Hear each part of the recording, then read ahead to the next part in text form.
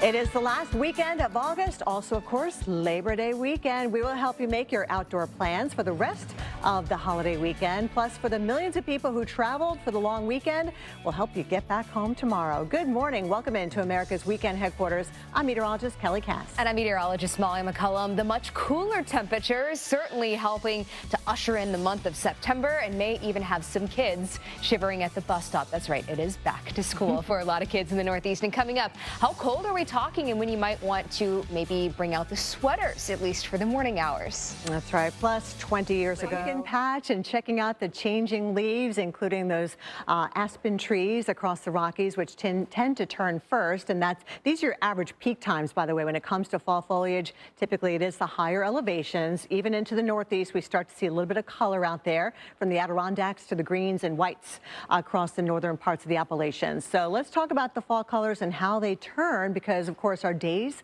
are getting shorter and we have the longer nights, therefore the cooler temperatures starting to help those leaves turn those beautiful colors. And as you can see, just talking about the overall fall season going from September through November, very likely to see above average temperatures. That could have an effect, maybe slowing down the overall process of the turning of the leaves. In fact, you can see most of the country, according to the CPC, looking at above average temperatures. But if you take a look at this forecast, the next few days, we've got some cooler air on the way, especially by the middle to latter part of the week, when another more significant cold front comes through the Midwest and reaches all the way down to parts of the South as well as the Northeast, so that by Friday, we're talking about 136 million Americans with below average temperatures. Take a look at these examples here. You can see the temperature change from average, actually. Mid-60s in Minneapolis, where we should be in the mid-70s this time of the year. Chicago also about 17 degrees cooler than where we typically are for the beginning of September. This is for Thursday. And then Friday, we start to feel that cooler air move all the way into the Northeast. We're going to see that big temperature drop by 5 to 10 degrees below average. For Chicago, again, we should be in the low 80s this time of the year, but we are going down 81 degrees, as you can see, 61 degrees actually for Wednesday morning. These are average lows, dropping down to the 40s by the time we get toward this time next weekend by Sunday morning. For Pittsburgh, our average low is right around 60 degrees. And as you can see, we are going to be dropping down, kind of going down the stairways here, Molly, all the way down into the 40s by the time we get into next weekend.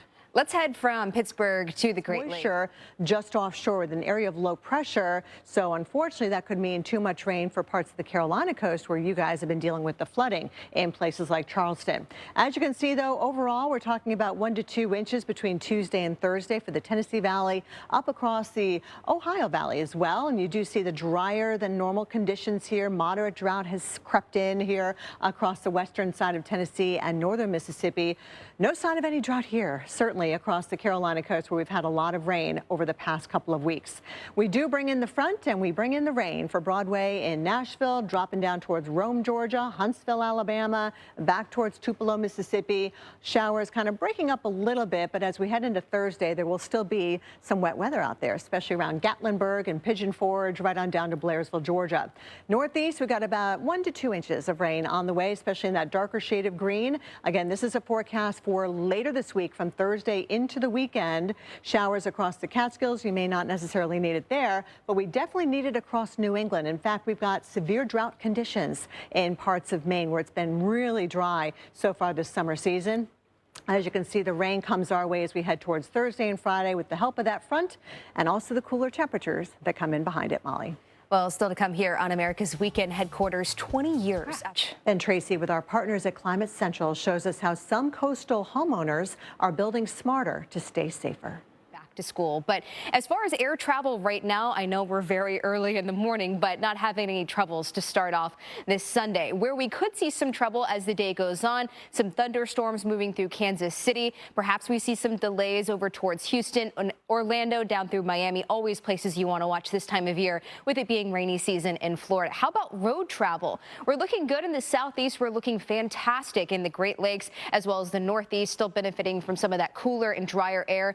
You might have to battle some showers there, Kansas City, parts of eastern Kansas, and then up towards Nebraska, where we actually had some flooding yesterday. As far as some of the worst times to travel by car, you would expect, Kelly, to be in the second half of the day when more people are awake and heading to their holiday destination. The earlier you hit the road, the better, for sure.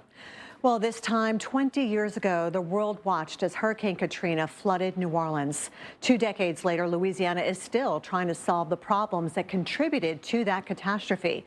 Brad Hicks takes you to the state's Too many issues. That's great news, right, for your holiday travel if you're taking one of those early flights. Yes, absolutely. This is always the better time to travel. You don't have as many people coming through the airport either, but the volume, the weather could get in the way later today, especially for those airports in the middle of the country. Got to keep an eye on those airports in Florida, too. I love a good early morning flight. You get to see the sunrise from the plane. That's always my favorite. I'm up early anyway. I might as well fly. I know, right? You might as well be at the airport. As far as road travel, again, some showers, thunderstorms from Texas up through Oklahoma and Kansas, Nebraska, some of those typical suspect areas that we've seen the showers and storms for days now. And again, try to do your traveling early, especially if you are hitting the roads. The worst time to travel is really afternoon time. Well, as summer wraps up, it's time to start looking ahead to the holidays.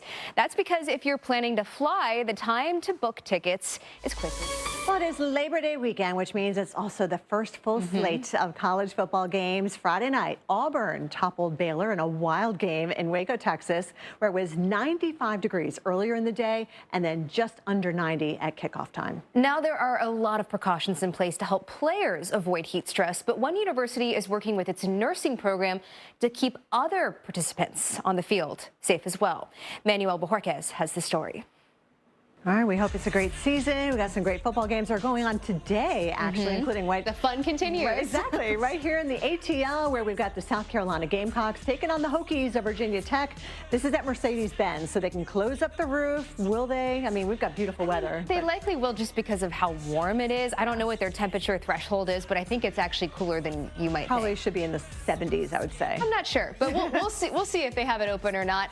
Miami, unfortunately, you do have to contend with some thunderstorms, at least in the first part of your afternoon. And this one under the lights, but maybe under the lightning, as there is a chance of some showers and thunderstorms, so hopefully no delays with that. But of course, safety is first. How about a little bit of baseball here in Kansas City? This is a 1:10 first pitch. Are they going to even get in the first pitch? Ooh, right about that time. See. We've got the raindrops. And the ladies in golf here. This is where it's happening in Boston. Beautiful weather in Norton, Massachusetts. That you really couldn't ask for better weather there. All right, let's have a look at your weekend.